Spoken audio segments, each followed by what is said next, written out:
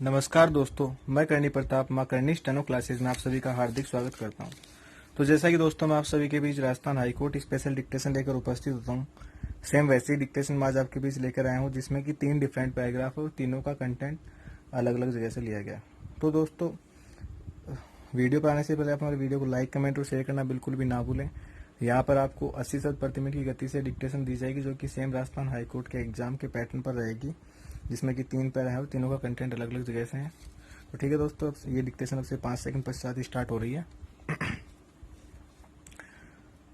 Start. Corona दुनिया भर में बढ़ रहा है, विराम। यही हाल अर्थव्यवस्था की दुरावस्था का है, विराम। पहले से ही अर्थव्यवस्था मंदी की चपेट में थी, अब कोरोना उसे बर्बाद करने में आग में घी का सा काम कर रहा है, विराम। हमारी हालत तो इसलिए और भी खराब है कि स्वास्थ्य ढांचे की बात हो या आर्थिक ढांचे की, हम कोरोना के पहले से ही दोनों मोर्चों पर बहुत कमजोर हैं, विराम। अब बात आ रही है कि यदि कोरोना जल्द काबू नहीं आया तो देश में कानून व्यवस्था को भी खतरा खड़ा हो जाएगा, विराम। आशंका ही सही पर यह बहुत खतरनाक है, विराम। हमारे देश में कानून व्यवस्था पहले से ही कौन सी अच्छी है, प्रश्नवाचक। किसी भी राज्य में चले जाएं और कोई सा भी क्षेत्र ले लें, हालात खराब हैं, विराम। लगता है जैसे हमारे राज्यों में राज सरकारें और प्रशासन नहीं बल्कि माफिया चला रहे हैं, विराम। शराब माफिया, बजरी रेता, हथियार, अफीम, ड्रग, टोल, टैक्स, शिक्षा और चिकित्सा माफिया, विराम। न उन्हें कानून का डर है न सरकारों का, विराम। दिल्ली से लेकर राज्यों की राजधानी तक कोई सी भी सरकार हो, ये माफिया जैसे सारे कानून व राजनेताओं को अपनी मुट्ठी में रखते हैं, विराम।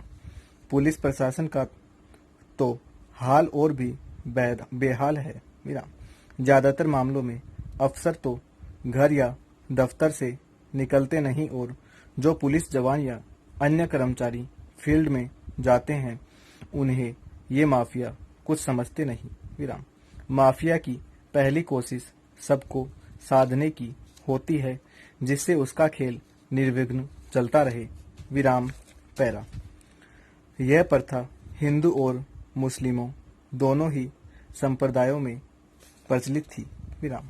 सामंतों और अमीरों में यह प्रथा अधिक थी, विराम। दहेज के लोभ के कारण यह वर्ग अनेक विवाह कर दहेज तिलक की मांग करता था, विराम। तत्कालीन विदेशी यात्रियों ने भी इस प्रथा का उल्लेख किया है, विराम। सामान्यतः लड़की पक्ष वाले वर पक्ष को दहेज देते थे, किंतु उत्तर प्रदेश और बिहार में दहेज देने की स्थिति विपरीत थी, विराम। वहां वधू पक्ष वाले वर पक्ष से दहेज लेते थे, विराम। मुगल बादशाह अकबर ने दहेज प्रथा को रोकने के लिए कई नियम बनाए, किंतु इन नियमों की पालना न होने के कारण यह प्रथा समाज में चलती रही, विराम। इस प्रथा ने गरीब परिवारों की स्थिति को शोचनीय बना रखा था, विराम। उपरोक्त कुप्रथाओं की दृष्टि से स्त्री समाज 2 भागों में विभक्त था, विराम। पहला उच्च वर्ग और दूसरा निम्न वर्ग, विराम। उच्च वर्ग की नारियों की स्थिति सुदृढ़ थी और उनका जीवन स्तर ऊंचा था, विराम। वे श्रृंगार और विलासीनता के साधनों से संपन्न होकर अपना जीवन व्यतीत करती थी, विराम पैरा। तब अम्फान आकर गुजर गया था, अब निसर्ग आकर गुजर गया है, विराम। राहत की आवाज सुनाई दे रही है कि चलो गुजर गया। हिसाब यह लगाया जा रहा है कि अम्फान ओडिशा से कटकर निकल गया। निसर्ग ने मुंबई के चेहरे पर कोई गहरी खरोंच नहीं डाली, विराम। तूफान कमजोर पड़ गया, कैसे इसका हिसाब लगाया आपने कि तूफान कमजोर पड़ गया, प्रश्नवाचक। जवाब तुरंत आता है, मौत के आंकड़े देखिए, इतने कम मरे तो क्या ताकत थी तूफान में, विराम। लेकिन यह हिसाब बहुत गलत ही नहीं है, बहुत खतरनाक भी है। विराम।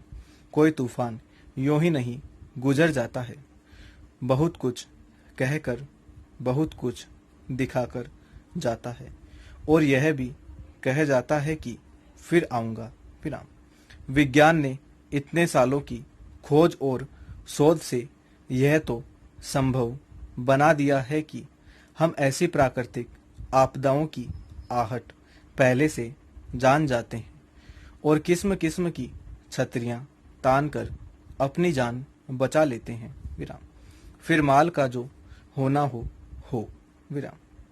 इसके आगे और इससे अधिक विज्ञान कुछ कर भी तो नहीं सकता है। विराम। तो जैसा दोस्तों यहाँ पर आपको 3 डिफरेंट पैराग्राफ दिए गए हैं और तीनों का कंटेंट अलग अलग है। तो दोस्तों डिक्टेशन लिखने के बाद हमें कमेंट करके अवश्य बताएं कि हमारी डिक्टेशन से आपकी तैयारी कैसी क्या हो रही है, और नीचे जो बेल आइकन दिया है उसको प्रेस कर ले ताकि हमारी अपकमिंग नोटिफिकेशन जल्द से जल्द आपके पास पहुंचती रहे।